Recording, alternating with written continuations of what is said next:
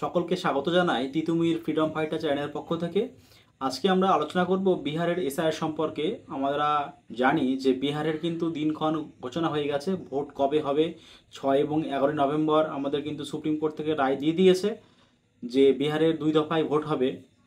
এই ভোটের আগে সারা ভারতবর্ষের মানুষ একটা উদ্বেগজনকভাবে আছে যে বিহারের এসআইআর ফলাফল কি হতে চলেছে। অ্যাকচুয়ালি বিহারে কিন্তু টোটাল এসআইআর হয়ে গেছে, অলরেডি হয়ে যাওয়ার পরে কিন্তু বিহারের যে চূড়ান্ত যে তালিকা, সেই তালিকা কিন্তু প্রকাশ করে গেছে।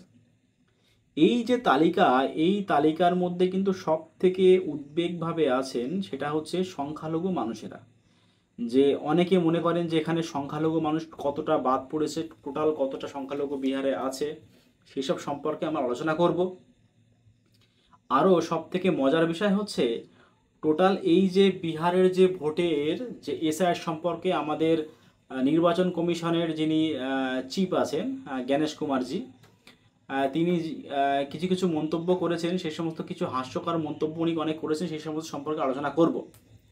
টোটাল বিহারে যে নির্বাচন কমিশনের শেষ তালিকা, যেটা চূড়ান্ত তালিকা, সেই চূড়ান্ত তালিকায় 80 লাখ ভোট বাদ গেছে। এই 80 লাখ ভোট বাদ গেছে। আগে টোটাল বিহারের এই তালিকা তৈরি হওয়ার আগে টোটাল বিহারে কিন্তু ভোট ছিল হচ্ছে 8,22,00,000 মানুষের ভোট ছিল। জনসংখ্যা তো আরও অনেক বেশি, কিন্তু 8,22,00,000 মানুষের ভোট ছিল আগে। সেখান থেকে ভোটার তালিকায় নাম বাদ দেওয়ার পর চূড়ান্ত পর্যায়ে মানুষের টোটাল এখন ভোটার সংখ্যা এসছে 7,42,00,000। এই 7,42,00,000 এই যে একটা বিধানসভা নির্বাচন বিহারে আমরা জানি, সেই বিধানসভা নির্বাচনের আগে নির্বাচন কমিশনের এত তোড়জোড় করে এই বিহারে এসআইআর চালু করলো, এর পিছনে কি কারণ হতে পারে সবই আমরা জানি। কারণ বিগত যে লোকসভা, এই লোকসভা ভোটে কিন্তু অনেক কথা কিন্তু উঠে এসছে যে আমাদের সেন্ট্রালে যে সরকার আছে আপাতত, সেই সরকারের বিরুদ্ধে কিন্তু অনেক কথা উঠে এসছে। আমরা সেটা বিভিন্ন চ্যানেলের পক্ষ থেকে আমরা কিন্তু পেয়েছি, যদিও আমরা যে মিডিয়া, আমাদের যে সমস্ত মিডিয়া, সেই সমস্ত মিডিয়া থেকে কিন্তু আমরা এই সমস্ত খবর খুব একটা পাইনি, কিন্তু ম্যাক্সিমাম খবর আমরা আউটসাইড থেকে পেয়েছি। আর এখনকার দিনে সোশ্যাল মিডিয়ার যুগ, আমাদের মতো অনেক ইউটিউবার আছেন, সেখান থেকে তিনারা হচ্ছে সুপ্রিম কোর্ট থেকে যে সমস্ত রায়গুলো বেরিয়েছে, সেই সমস্ত রায়ের কিন্তু একদম পর্যাপ্ত পরিমাণে খবর কিন্তু এই সোশ্যাল মিডিয়ায় কিন্তু তারা তুলে ধরেছেন। সেই সমস্ত দেখে আমরা কিন্তু অনেকে জানতে পেরেছি যে ভোট কীভাবে কী সমস্ত সমস্যা হয়েছে, ভোটে কী পরিমাণে, সেই নিয়ে আমি আলোচনা করছি না। সব থেকে বড় কথা হচ্ছে যে এটাই যে সবাই উদ্বেগভাবে আছে যে বিহারে টোটাল কত মুসলিম ভোটার বাদ গেছে, এই নিয়ে সবাই। সংখ্যালঘু বলতে কিন্তু ভারতবর্ষের ম্যাক্সিমাম পরিমাণে মুসলিমদেরই সবাই ধরেন যে টোটাল অ্যাকচুয়ালি 6 লাখ মুসলিম ভোটার কিন্তু অলরেডি বাদ গেছে। 6 লাখ মুসলিম ভোটার, আপনি খেয়াল করে দেখেন আপনারা যে 80 লক্ষ ভোটের মধ্যে যদি 6 লাখ যদি মুসলিম ভোটার বাদ যেয়ে থাকে, তার মধ্যে কিন্তু ম্যাক্সিমাম সব মহিলারা আছেন। ম্যাক্সিমাম কিন্তু সব মহিলারা টোটাল বাদ গিয়েছেন। এখানে আমি কয়েকটা তুলে ধরছি কয়েকটা ইকুয়েশন। সেটা হচ্ছে যে বিহারে কিছু কিছু সিট আছে, যেরকম আমি জাস্ট এরকম দুটো থেকে তিনটে সিটের নাম বলছি। যেরকম একটা রাজ্যসভা যে ভোট আর লোকসভা ভোটের মধ্যে কিন্তু অনেক পার্থক্য আছে। আমরা জানি যে এমএলএ ভোট কি করে হয় আর এমপি ভোট কি করে হয়। যে এমএলএ ভোট কিন্তু অনেক ছোট এমপি ভোটের তুলনায়, কিন্তু সেই এমপি ভোটে বিহারে কিছু কিছু সিট আছে। যেরকম সারাম বলে একটা সিট আছে, সেখানে বিজেপির ক্যান্ডিডেট 13,661 ভোটে জিতেছেন। আরও অনেক দুটো জায়গা আছেন যেখানে 20,094 ভোটে, 19,157 ভোটে, হ্যাঁ, মনোজ কুমার, হ্যাঁ, এনাম কিন্তু অনেক ভোটে কিন্তু জিতে আছেন। সেটা হচ্ছে কি জাস্ট লোকসভা, কিন্তু বিধানসভা মানে কিন্তু এই ভোটটা কিন্তু মানে যদি এই অনুপাতে যদি হয়, সেটা হচ্ছে এক একটা, তাহলে বিধানসভায় মোটামুটি মার্জিন হবে সেটা 3,000 থেকে 4,000।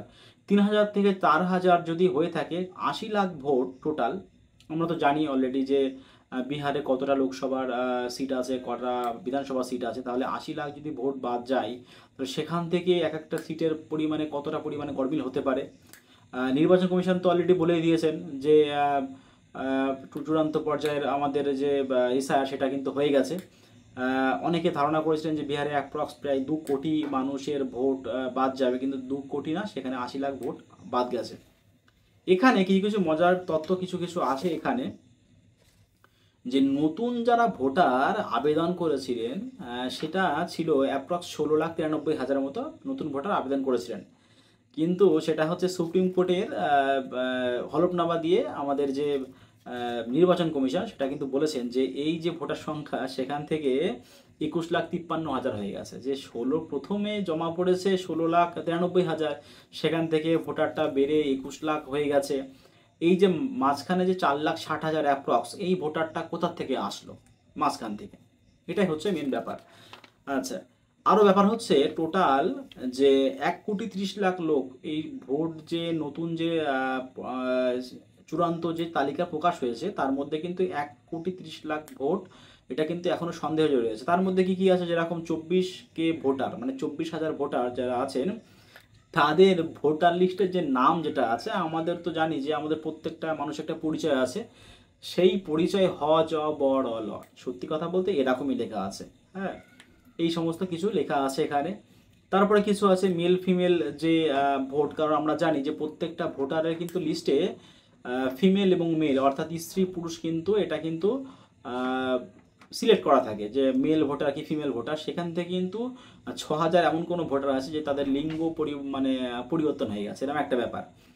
আরও কি আছে এখানে, 2 লাখ ভোটার যারা আছে, 2 লাখ ভোটারের মধ্যে আছে প্রায় অ্যাপ্রক্স, মানে যে কটা সংখ্যা বলা হচ্ছে এগুলো তো পুরোপুরি অতটা কাউন্ট করে নিখুঁতভাবে বলা সম্ভব নয়, অ্যাপ্রক্সে কথা বলা হচ্ছে, মানে প্রায় কাছাকাছি এর সংখ্যাটা যে প্রায় 2 লাখ যে ভোট যেটা আছে, 2 লাখ ভোট কিন্তু প্রায় এখানে যে তাদের যে এপিক নাম্বার থাকে, যে আমাদের জানি যে প্রত্যেকটা আই কার্ড আর ভোটার কার্ডের যে এপিক নাম্বার সেটা কিন্তু ম্যাচ করা থাকে মানুষের। আর আমরা যখন জানি যখন ভোট দেওয়ার সময় যে বুথ লেভেলের যিনি অফিসার আছেন, হ্যাঁ, সেটা হচ্ছে কিন্তু আমাদের ভোটার কার্ডের এপিক নাম্বার সঙ্গে কিন্তু আমাদের যে ভোটার লিস্টের সঙ্গে কিন্তু মিলে তারপরে ভোট দেওয়ার সুযোগ করে দেওয়া হয়, এটা হচ্ছে ব্যাপার। সেটা কিন্তু 2 লাখ ভোটারের প্রায় গরমিল করা আছে এখানে।